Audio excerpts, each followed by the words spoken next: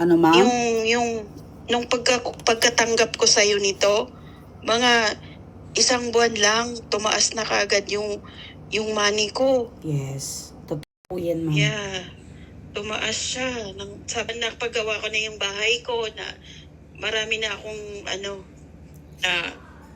O, di ba, ma'am? Worth na-accomplish. it. Worth it Oo. talaga. Sobra talaga, madam. Ang dami ko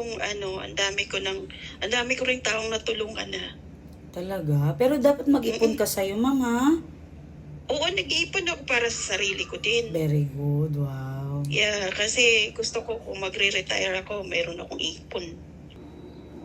Basta yung money ko, flowing talaga. Nung tiningnan ko yung salary ko, umangat siya ng parang triple. Wow. Oo, Nag-500 ka ba, una, man? Nag-500 ka, man? Aakyat pa nga eh. Sabi ko, Diyos ko, pagkaya ko, kasi yun, natanda ko yung sasabi mo, wag niyong tamaran yung pag may ganito. Lagi kasi ako nanonood ng mga Thank you, ma'am. Oo. Yun, sabi ko, tika lang, kasi pag may nagyaya sa akin, pumunta ka dito, may trabaho ka, sugod naman ako. Mababait naman po sila.